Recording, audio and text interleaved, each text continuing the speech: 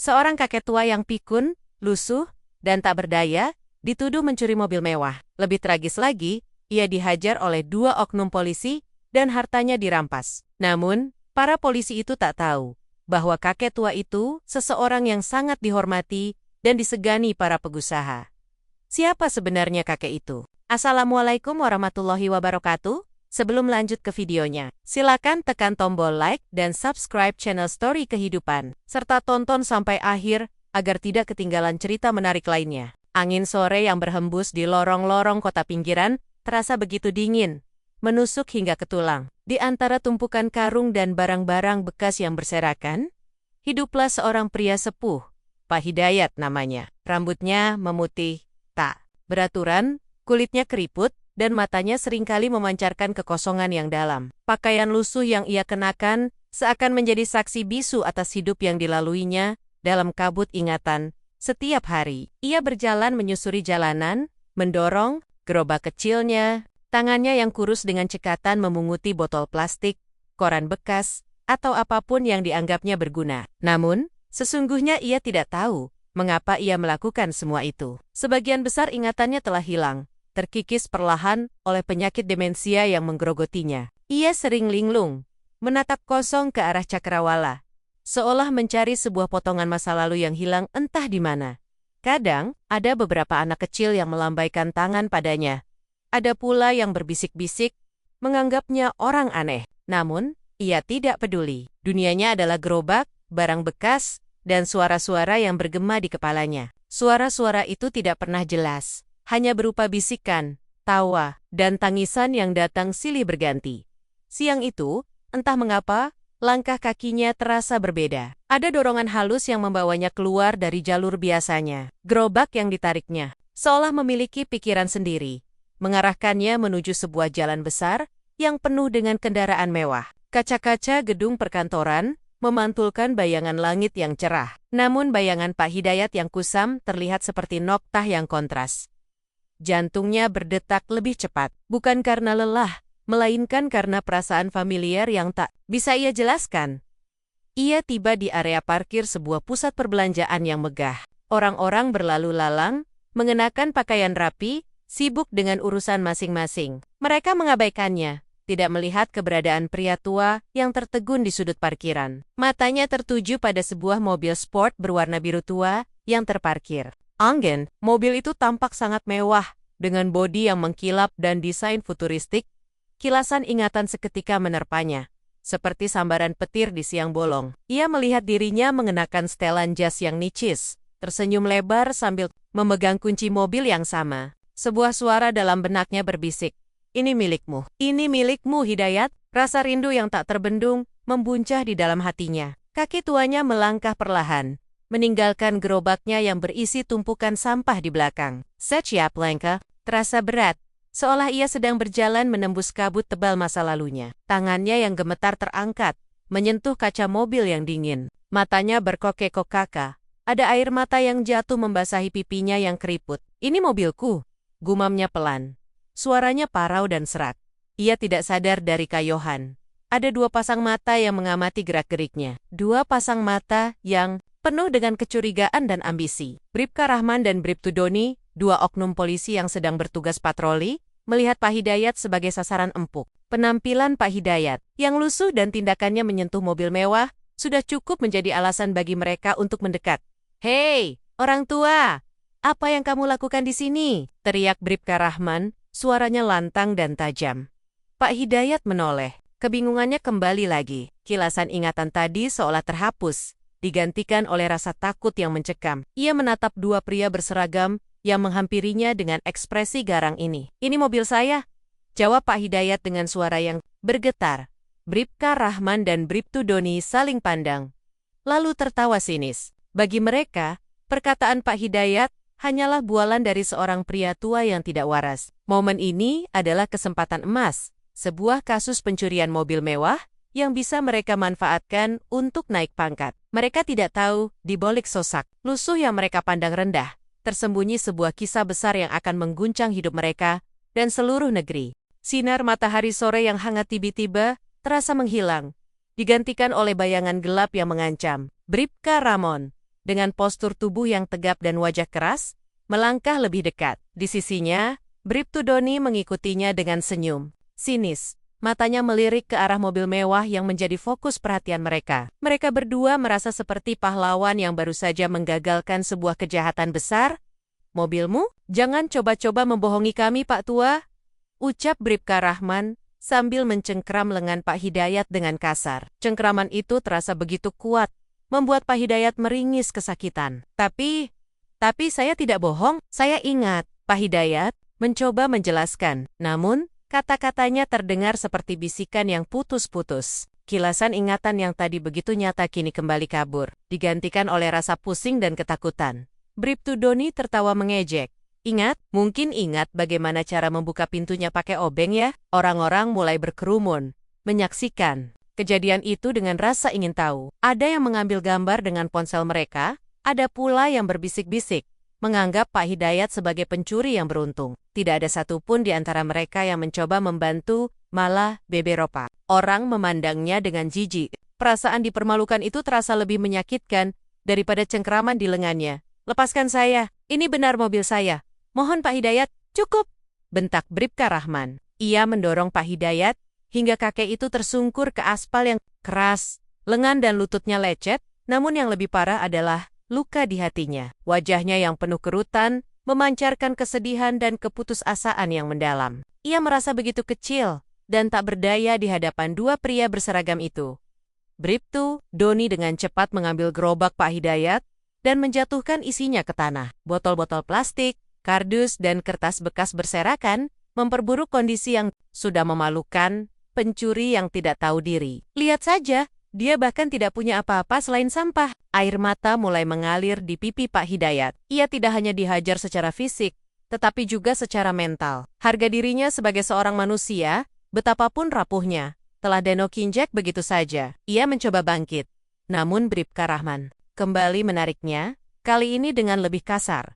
"Berdiri, kita ke kantor sekarang," perintahnya, sambil menggiring Pak Hidayat, layaknya seorang penjahat kelas kakap, di tengah tarik-menarik yang kejam itu. Bribtu Doni melihat dompet Pak Hidayat. Dompet kulit yang sudah usang itu berisi beberapa lembar uang kertas yang dilipat rapi. Tanpa ragu, Bribtu Doni memungut dompet itu, mengisinya ke dalam saku bajunya sendiri, lalu menginjaknya seolah tidak ada yang terjadi. Uang saya," bisik Pak Hidayat. Namun suaranya terlalu lemah untuk didengar. Kerumunan yang tadi berbisik-bisik kini terdiam. Mereka menyaksikan dengan mata kepala sendiri bagaimana dua oknum polisi itu memperlakukan seorang lansia yang tak berdaya. Ada beberapa di antara mereka yang merasa iba, namun tak ada yang berani mengambil tindakan. Bribka Rahman dan Bribtu Doni terus menggiring Pak Hidayat menuju mobil patroli. Wajah mereka menunjukkan kepuasan. Mereka sudah membayangkan betapa bangganya atasan mereka saat mendengar berita ini. Kasus pencurian mobil mewah yang diselesaikan dengan cepat dan profesional. Mereka tak peduli dengan luka di tubuh Pak Hidayat, apalagi dengan perasaan kakek itu yang hancur saat Pak Hidayat dibawa pergi. Ia menoleh ke belakang, menatap mobil biru tua yang masih terparkir di sana. Sebuah tetesan air mata kembali jatuh. Kali ini bercampur dengan debu dan darah yang mengering di wajahnya. Ia tidak tahu apa yang akan terjadi selanjutnya. Tetapi ia merasa ada sesuatu yang sangat penting telah dirampas darinya. Bukan hanya mobilnya, tetapi juga martabatnya. Sebuah ingatan yang kabur kembali muncul. Wajah seorang pria muda yang tersenyum padanya, mengucapkan terima kasih. Ingatan itu datang dan pergi, seperti sekelumit cahaya di tengah kegelapan yang pekat. Bau pengap dan dinginnya ruang interogasi menusuk hidung Pak Hidayat. Di bawah cahaya lampu yang redup, ia hanya bisa menunduk, merenungi nasibnya yang malang. Bribka Rahman dan Bribtu Doni duduk di hadapannya. Wajah mereka berseri-seri penuh kepuasan. Mereka telah berhasil membuat laporan kasus pencurian yang terbilang hebat. "Jadi, ceritakan lagi Pak Tua," ucap Bribka Rahman dengan nada meremehkan. "Kenapa kamu bisa ada di parkiran mall? Dan kenapa kamu mengganggu-enggaku kalau mobil itu milikmu?" Pak Hidayat tidak menjawab. Ia hanya menggelengkan kepala pelan.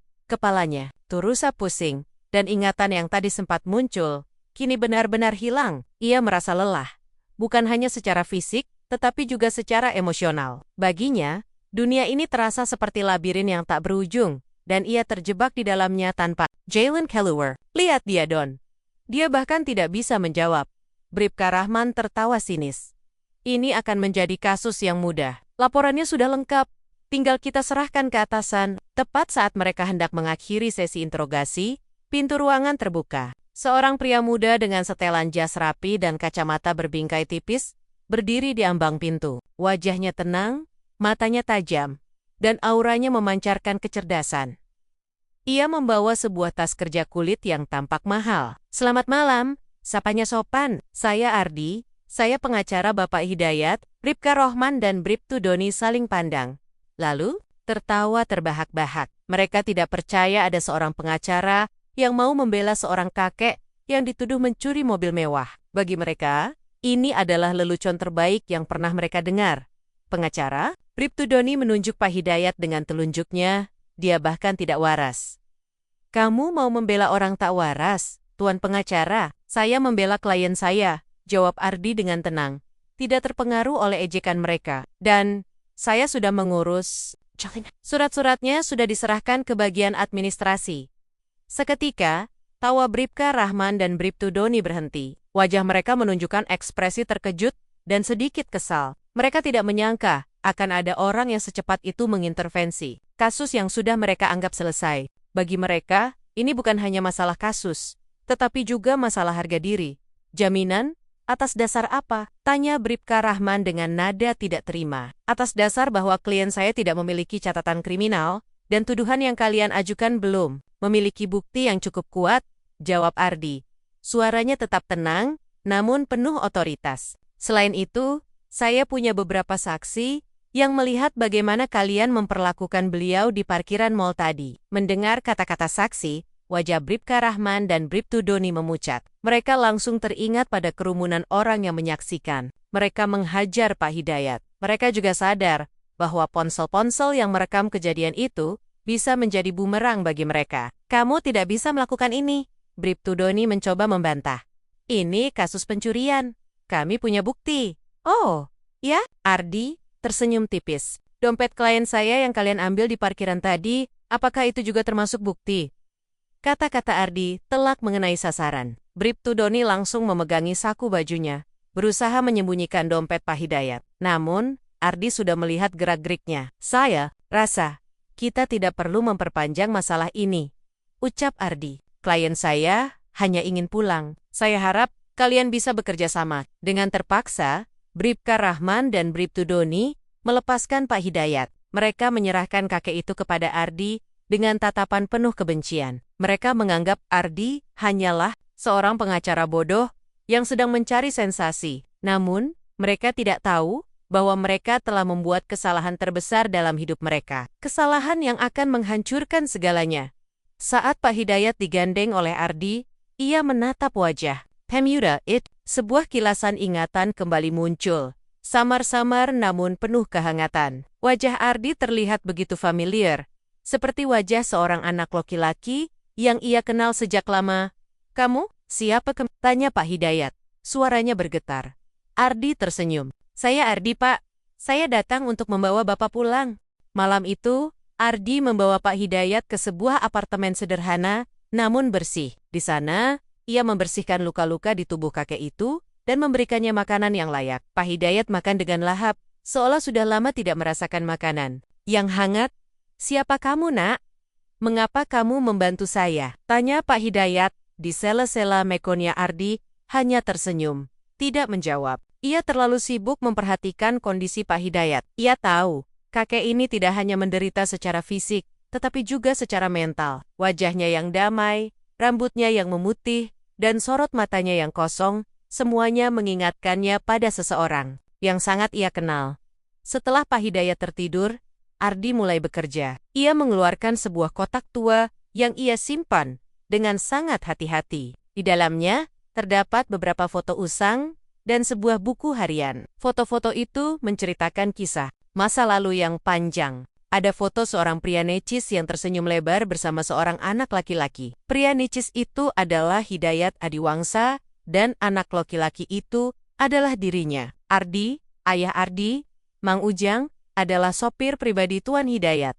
Sejak kecil, Ardi sudah tumbuh di lingkungan keluarga Adiwangsa. Ia menyaksikan sendiri bagaimana kebaikan hati Tuan Hidayat yang tidak pernah memandang rendah siapapun. Tuan Hidayat yang melihat potensi besar dalam diri Ardi, memutuskan untuk menyekolahkannya hingga jenjang pendidikan tinggi. Kamu anak yang pintar, Ardi. Ayahmu sudah mengabdikan hidupnya untukku. Sekarang, biarkan aku mengabdikan hidupku untukmu, ucap Tuan Hidayat kala itu. Dengan uang dari Tuan Hidayat, Ardi berhasil masuk ke Fakultas Hukum. Ia belajar dengan gigih, menjadi lulusan terbaik, dan kini menjadi pengacara muda yang sukses. Namun, di tengah kesuksesannya, ia tidak pernah lupa akan janji yang ia buat. Janji untuk selalu berada di sisi Tuan Hidayat dan membalas semua kebaikannya.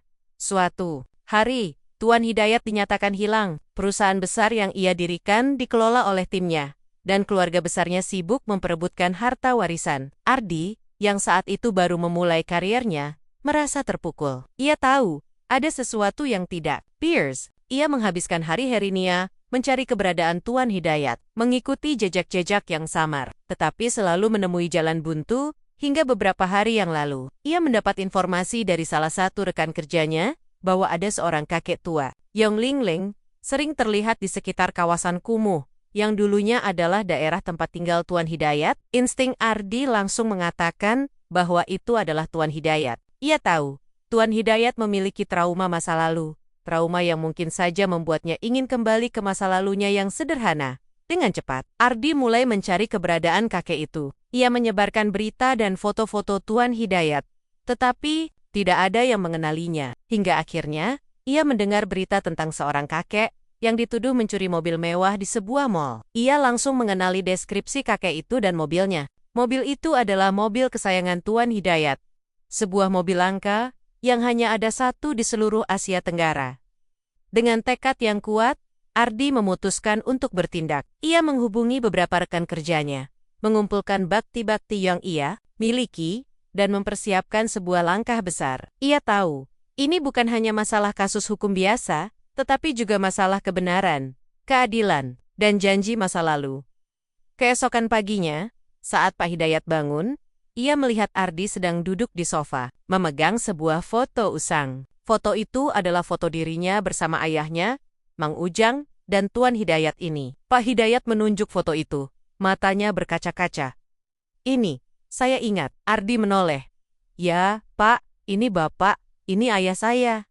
Dan saya Ardi, anak Mang Ujang. Pak, Hidayat menatap Ardi dengan tatapan penuh haru. Kabut ingatan yang menyelimutinya sejenak menghilang, digantikan oleh kejelasan yang menenangkan. Ia tidak lagi merasa sendiri. Ada seseorang yang datang untuk membawanya pulang Sisiurung yang tidak pernah melupakannya. Seseorang yang akan membongkar kebenaran yang selama ini tersembunyi. Di kantor polisi, Bribka Rahman dan Bribtu Doni bersiap untuk menghadapi hari yang baru. Mereka masih kesal dengan intervensi Ardi. Namun, mereka merasa yakin bahwa mereka telah melakukan hal yang benar. Mereka telah menulis laporan yang sangat meyakinkan, tanpa menyebutkan detail penganiayaan atau perampasan uang. Bodoh sekali pengacara itu, ucap Bribtu Doni sambil menyalakan rokok. Membela orang gila yang tidak punya apa-apa. Sudahlah, biarkan saja, kita sudah lapor ke atasan, dan mereka sangat senang dengan kerja kita. Sebentar lagi, promosi akan datang. Bribka Rahman tersenyum puas. Mereka berdua tidak tahu di Tempot Lane, di sebuah ruangan yang penuh dengan layar monitor dan dokumen, Ardi sedang bekerja keras. Ia telah berhasil mengumpulkan semua bukti yang diperlukan untuk membongkar kasus ini. Video rekaman CCTV dari area parkir mal, dokumen kepemilikan mobil, dan bahkan foto-foto lama Hidayat Adiwangsa yang menunjuk ke sosok Pak Hidayat yang sekarang. Ia juga telah menghubungi beberapa stasiun televisi dan media cetak, mengundang mereka untuk hadir di sebuah konferensi pers penting. Semua sudah siap, Pak, ucap seorang asisten Ardi. Bagus, jawab Ardi dengan tenang. Sekarang, kita hanya perlu menunggu. Di sampingnya, Pak Hidayat duduk di kursi roda, ditemani oleh seorang perawat yang disewa oleh Ardi. Kondisinya membaik, tetapi ingatannya masih sering hilang. Ia menatap layar televisi yang menayangkan berita-berita terkini. Sesekali tersenyum, atau tertawa sendiri. Ardi menatapnya dengan penuh rasa iba. Ia tahu, di balik tubuh rapuh itu, tersembunyi sebuah kisah hidup yang luar biasa. Kisah tentang seorang pria yang membangun sebuah imperium dari nol, hanya untuk kehilangan segalanya. Karena penyakit yang kejam. Sabar, Pak. Bisik Ardi. Sebentar lagi, semua orang akan tahu siapa Bapak sebenarnya. Waktu berjalan begitu cepat. Pagi itu, berita tentang konferensi pers mendadak menyebar luas di kalangan jurnalis. Sebuah pengumuman misterius tentang terbongkarnya sebuah skandal besar berhasil menarik perhatian mereka. Ratusan jurnalis dari berbagai media berdatangan, memadati ruangan konferensi pers yang telah disiapkan Ardi, Bribka Rahman, dan Bribtu Doni, yang sedang menonton televisi di ruang santai kantor polisi. Tidak tahu apa yang sedang terjadi. Mereka melihat Ardi di layar, berdiri di podium dengan wajah serius. Mereka saling pandang. Bingung. Ada apa ini? Kenapa pengacara bodoh itu ada di TV? Tanya Bribtu Doni. Entahlah, jawab Bribka Rahman. Mungkin dia mau mencari popularitas. Namun, di dalam hati mereka, ada perasaan tidak enak yang mulai tumbuh. Perasaan itu semakin membesar saat Ardi mulai berbicara. Suaranya terdengar jelas dan penuh keyakinan. Ia memperkenalkan dirinya dan perihal kedatangan konferensi pers ini. Ia juga memperkenalkan Pak Hidayat yang duduk di sampingnya. Hari yang lalu, klien saya, Bapak Hidayat, dituduh mencuri mobil mewah di sebuah mall. Ardi memulai. Namun, saya di sini bukan untuk membela klien saya. Saya di sini untuk membongkar sebuah kebenaran yang selama ini tersembunyi. Bribka Rahman dan Bribtu Doni tertawa sinis. Sudah kuduga, dia hanya mau mencari sensasi, ucap Bribtu Doni. Namun, tawa mereka terhenti saat Ardi mulai menunjukkan bukti-bukti. Sebuah dokumen kepemilikan mobil yang ia pegang menunjukkan nama Hidayat Adiwangsa. Semua jurnalis di ruangan itu terkesiap. Nama itu tidak asing bagi mereka. Hidayat Adiwangsa adalah miliarder pemilik perusahaan properti terbesar di Asia Tenggara yang sudah lama dinyatakan hilang. Apakah ini hanya kebetulan atau ada rahasia di baliknya? Tanya Ardi. Matanya menatap tajam ke arah kamera. Babak baru telah dimulai. Panggung telah disiapkan, dan sebuah kebenaran yang akan mengguncang seluruh negeri akan segera terungkap. Bribka Rahman dan Bribtu Doni, yang tadinya merasa aman, kini mulai merasakan ketakutan. Mereka tahu, ada sesuatu yang tidak beres. Suasana di ruang konferensi pers mendadak berubah menjadi tegang dan penuh keheranan. Para jurnalis saling berbisik. Sementara, kamera terus menyorot Ardi yang berdiri tegak di podium. Bribka Rahman dan Bribtu Doni yang menyaksikan dari layar televisi di kantor mereka, mulai merasa gelisah. Senyum sinis di wajah mereka perlahan-lahan memudar, digantikan oleh kerutan dahi dan tatapan cemas. Ardi, dengan suara yang tegas dan jelas, melanjutkan penjelasannya. Ia mengangkat sebuah foto usang. Di foto tersebut, seorang pria berjas rapi, dengan wajah yang familiar bagi banyak orang, tersenyum bangga di samping sebuah mobil mewah. Ini adalah Hidayat Adiwangsa, pemilik Adiwangsa Group miliarder yang sudah lama dinyatakan hilang, ujar Ardi. Dan mobil di sampingnya adalah mobil yang sama persis dengan yang dituduhkan dicuri oleh klien saya. Seorang jurnalis mengangkat tangan. Tunggu Tuan Ardi, Anda tidak mungkin serius. Kakek di samping Anda itu tidak mungkin Hidayat Adiwangsa. Ardi mengangguk pelan. Saya tahu, ini sulit dipercaya. Namun, kami punya bukti yang tak terbantahkan. Ardi kemudian menunjukkan sebuah dokumen medis. Klien saya mengidap demensia atau pikun. Dan karena trauma masa lalu, ia kembali ke rumah masa kecilnya, yang sekarang menjadi kawasan kumuh. Inilah mengapa ia ditemukan dalam kondisi yang tidak terurus. Seluruh ruangan terdiam. Informasi ini terlalu mengejutkan untuk dicerna. Semua orang tahu, Hidayat Adiwangsa, pria yang kekayaannya tak terhitung, yang wajahnya sering muncul di majalah bisnis. Tapi sosok pria lusuh yang duduk di kursi roda di samping Ardi sama sekali tidak mirip dengan gambaran itu. Bagaimana dengan mobil itu? Tanya jurnalis lainnya. Bukankah mobil itu sudah lama berada di tangan kolektor? Itu adalah mobil pribadi beliau yang sangat langka. Mobil itu disimpan di gudang rahasia selama bertahun-tahun, yang hanya diketahui oleh beliau dan satu orang lagi, jawab Ardi. Mobil itu sengaja dipindahkan ke parkiran mall untuk sebuah acara amal. Dan kebetulan, klien saya menemukannya. Ia tidak mencurinya. Ia hanya berusaha mengingat masa lalunya. Di kantor polisi, Bribka Rahman dan Bribtu Doni saling berpandangan. Ketakutan mulai merayap di hati mereka. Jika apa yang dikatakan Ardi benar, maka mereka tidak hanya salah tangkap, tetapi juga telah melakukan kesalahan fatal yang bisa mengancam karier mereka. Namun, mereka mencoba meyakinkan diri sendiri bahwa ini hanyalah trik kotor dari seorang Pengacara yang putus asa? Tidak mungkin. Ini pasti rekayasa. Bribka Rahman membanting tangannya ke meja. Siapa yang akan percaya pada omong kosong ini? Tenang, Rahman. Bribtu Doni mencoba menenangkannya. Meskipun ia sendiri merasa sangat gelisah. Lihat saja, tidak ada bukti kuat. Hanya foto dan dokumen. Siapapun bisa memalsukan itu. Namun, mereka berdua salah.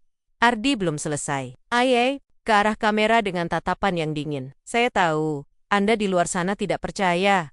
Ucap Ardi. Saya tahu, ini terlihat seperti cerita fiksi. Ia kemudian mengambil sebuah remote kecil dan menekan sebuah tombol. Sebuah layar besar di belakangnya menyala.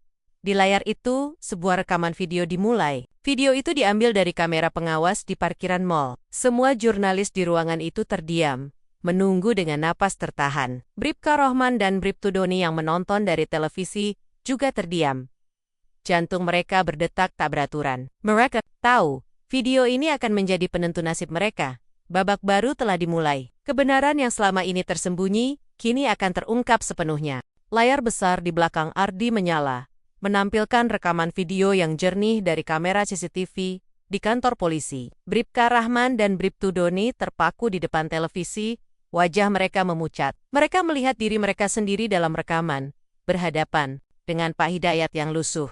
Video itu menunjukkan Bribka Rahman dan Bribtu Doni menuduh Pak Hidayat, mengabaikan protesnya, dan kemudian mendorongnya hingga jatuh. Adegan penganiayaan yang kejam, yang mereka anggap sebagai tindakan heroik, kini terlihat sebagai perbuatan biadab. Mereka melihat Bribtu Doni mengambil dompet Pak Hidayat dan memasukkannya ke saku. Sebuah tindakan yang dengan jelas memperlihatkan motif perampasan. Suasana di ruang konferensi pers menjadi gempar. Para jurnalis berteriak, mengambil foto, dan merekam momen itu. Mereka tidak hanya melihat kebenaran, tetapi juga melihat ketidakadilan yang kejam. Air mata terlihat di mata beberapa jurnalis. Tidak percaya bahwa seorang kakek tua yang menderita demensia bisa diperlakukan seburuk itu. Di tengah kegemparan itu, Ardi tetap tenang. Ia menunggu hingga kerumunan sedikit tenang, lalu kembali berbicara. Video ini membuktikan bahwa klien saya tidak bersalah. Sebaliknya, video ini membuktikan bahwa dua oknum polisi, Bribka Rahman dan Bribtu Doni, telah melakukan tindakan penganiayaan, perampasan, dan penyalahgunaan wewenang. Nama Bribka Rahman dan Bribtu Doni disebut dengan lantang. Terdengar hingga ke telinga seluruh negeri. Di kantor polisi, kedua pria itu menjatuhkan diri ke lantai. Tidak percaya dengan apa yang baru saja mereka saksikan. Dunia mereka runtuh dalam hitungan detik. Tidak mungkin, gumam Bribka Rahman. Suaranya bergetar. Tidak mungkin video itu ada. Ini salah. Ini semua salah. Bribtu Doni menggas kekek rambutnya, merasa seperti sedang berada di dalam mimpi buruk. Sementara itu, Ardi melanjutkan penjelasannya. Ia menunjukkan dokumen kepemilikan mobil yang asli, dokumen yang mencantumkan nama Hidayat Adiwangsa, serta surat-surat dari perusahaan properti terbesar di Asia Tenggara yang mengkonfirmasi bahwa Hidayat Adiwangsa adalah pendiri dan pemiliknya. Ia juga menunjukkan foto-foto lama Hidayat Adiwangsa, yang jika dicermati lebih dekat, memiliki kemiripan yang luar biasa dengan Pak Hidayat. Hidayat Adiwangsa adalah miliarder, seorang dermawan, seorang bapak bagi banyak orang, ucap Ardi. Namun, ia juga seorang manusia biasa yang menderita demensia. Penyakit ini membuat ia melupakan siapa dirinya, melupakan kekayaan dan kekuasaannya. Ia hanya ingin kembali ke masa lalunya, mencari kedamaian yang hilang. Air mata Pak Hidayat, yang duduk di samping Ardi, menetes. Ingatannya masih samar, namun ia merasakan kasih sayang yang begitu besar dari pemuda di sampingnya. Ia merasa tidak lagi sendiri, tidak lagi sendirian. Kabar ini menyebar dengan cepat seperti api. Seluruh negeri terkejut, dari warung kopi hingga gedung-gedung perkantoran, semua orang membicarakan hal ini. Video penganiayaan tersebut viral, disaksikan jutaan pasang mata, menimbulkan kemarahan publik yang tak terkendali. Masyarakat menuntut keadilan. Mereka menuntut hukuman seberat-beratnya bagi Bribka Rahman dan Bribtu Doni. Mereka juga menuntut agar Pak Hidayat mendapatkan perlakuan yang layak. Para jurnalis berbondong-bondong datang ke kantor polisi, berusaha mendapatkan konfirmasi. Kepolisian pun tidak bisa mengelak. Mereka segera melakukan tindakan. Puncak konflik telah terjadi. Kebenaran telah terungkap, dan konsekuensi dari kebohongan dan kekerasan akan segera datang. Bribka Rahman dan Bribtu Doni yang tadinya merasa di atas angin, kini harus berhadapan dengan badai yang mereka ciptakan sendiri. Badai kemarahan publik meledak tak terkendali. Tagar tentang keadilan bagi Pak Hidayat dan hukuman untuk Bribka Rahman serta Bribtu Doni membanjiri media sosial. Pihak kepolisian tidak punya pilihan lain selain bertindak cepat dalam hitungan jam. Bribka Rahman dan Bribtu Doni diskors dari tugas mereka. Ponsel mereka disita. Mereka diinterogasi secara intensif. Semua alasan yang mereka berikan untuk membenarkan tindakan mereka, termasuk tuduhan pencurian dan perilaku aneh Pak Hidayat, runtuh begitu saja di hadapan bukti video yang tak terbantahkan. Dalam ruang interogasi yang dingin, Bribka Rahman akhirnya mengakui semuanya. Ia mengakui bahwa ia dan Bribtu Doni menuduh Pak Hidayat mencuri hanya karena ingin mendapatkan promosi. Ia juga mengakui bahwa mereka mengambil dompet Pak Hidayat, menganggapnya sebagai hadiah yang pantas mereka dapatkan. Wajahnya yang sombong kini digantikan oleh rasa malu dan penyesalan yang mendalam. "Kami hanya ingin naik pangkat, Pak," ucapnya dengan suara parau. Kami tidak tahu bahwa kakek itu adalah Hidayat Adiwangsa." Bribtu Doni juga tidak bisa berbohong. Ia menangis tersedu-sedu, memohon ampun. Saya tidak tahu. Saya hanya mengikuti perintah." Namun, permohonan maaf mereka tidak cukup. Rekaman video viral itu sudah menjadi saksi bisu kejahatan mereka. Pihak kepolisian yang merasa sangat dipermalukan segera mengeluarkan pernyataan resmi. Mereka mengutuk keras tindakan Bribka Rahman dan Bribtu Doni, menyatakan bahwa tindakan tersebut tidak mencerminkan nilai-nilai kepolisian. Beberapa hari kemudian, Bribka Rahman dan Bribtu Doni dipecat secara tidak hormat. Mereka dicopot dari seragam mereka, dari tanda pangkat mereka, dari semua yang pernah mereka perjuangkan. Mereka bukan lagi polisi, melainkan hanya warga biasa yang berhadapan dengan tuntutan hukum. Jaksa penuntut umum menuntut mereka dengan dakwaan yang berlapis, termasuk penganiayaan berat, perampasan, dan penyalahgunaan wewenang. Keluarga mereka juga terkena imbasnya. Istri dan anak-anak mereka harus menghadapi cibiran dari tetangga, tatapan sinis dari teman-teman, dan pertanyaan-pertanyaan yang menyakitkan. Mereka tidak tahu apa-apa tentang kejahatan yang dilakukan oleh suami dan ayah mereka. Mereka hanya tahu bahwa hidup mereka hancur dalam sekejap. Di sisi lain, kehidupan Pak Hidayat berubah total. Ia dibawa ke sebuah rumah sakit mewah, dirawat oleh tim medis terbaik. Para dokter, perawat, dan ahli terapi bekerja keras untuk mengembalikan kesehatannya. Keluarga besarnya, yang tadinya sibuk memperebutkan harta warisan, kini berdatangan, memohon maaf, dan menawarkan bantuan. Namun, Ardi tetap berada di sisinya. Ia menjadi penanggung jawab penuh atas perawatan Pak Hidayat. Ia tahu Pak Hidayat tidak membutuhkan uang atau kekayaan, melainkan kasih sayang dan perhatian. Ia adalah satu-satunya orang yang bisa memahami apa yang dirasakan Pak Hidayat. Babak ini menandai akhir dari masa kegelapan. Kebenaran telah menang, dan para pelaku kejahatan telah berhadapan dengan konsekuensi dari perbuatan mereka. Namun, ini juga merupakan awal dari babak baru. Babak di mana Pak Hidayat akan memulai hidupnya lagi, dengan ingatan yang perlahan-lahan kembali, dan dengan orang-orang yang mencintainya di sisinya.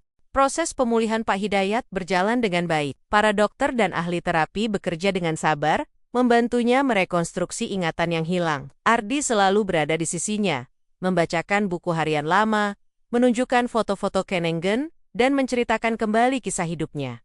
"Bapak tahu?" Ardi tersenyum. "Saat saya masih kecil, Bapak sering mengajak saya ke pabrik properti Bapak. Bapak bilang, suatu hari nanti, saya akan menjadi orang yang hebat." Pak Hidayat tersenyum.